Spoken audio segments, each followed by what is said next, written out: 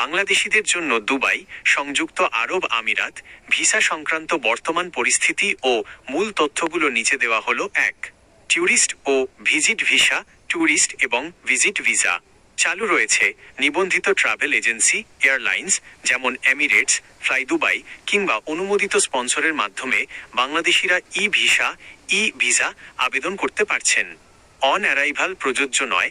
বাংলাদেশিদের জন্য on arrival visa সুবিধা নেই।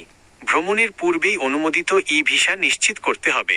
মেয়াদ সাধারণত 30 দিন ও 60 দিন মেয়াদি সিঙ্গেল বা মাল্টিপল এন্ট্রি ট্যুরিস্ট ভিসা পাওয়া যায়।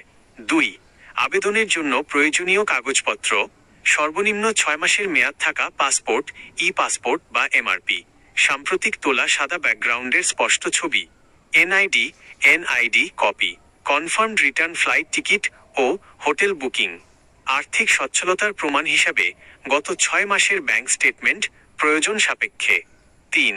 কাজের ভিসা বা work permit, work visa. Employment বা কাজের ভিসার ক্ষেত্রে আমিরাত সরকারের নির্দিষ্ট কিছু নিয়ম ও নিয়মতান্ত্রিক অনুমোদন প্রক্রিয়া অনুসরণ করা হয়। সাধারণ ফ্রি ভিসা বা এক ঢালাও উন্মুক্তকরণের খবরের ক্ষেত্রে সতর্ক থাকা প্রয়োজন। গুরুত্বপূর্ণ সতর্কতা। সোশ্যাল মিডিয়ায় মুখরোচক শিরোনাম যেমন আজকেই পুরো ভিসা খোলা হলো দেখে কোনো দালাল বা অসাধু এজেন্টের হাতে অগ্রিম টাকা দেবেন না। যে কোনো আবেদনের আগে আমিরাতের সরকারি পোর্টাল অথবা পরিচিত অনুমোদিত এজেন্সির মাধ্যমে আপডেট যাচাই করে নেওয়া বুদ্ধিমানের কাজ হবে।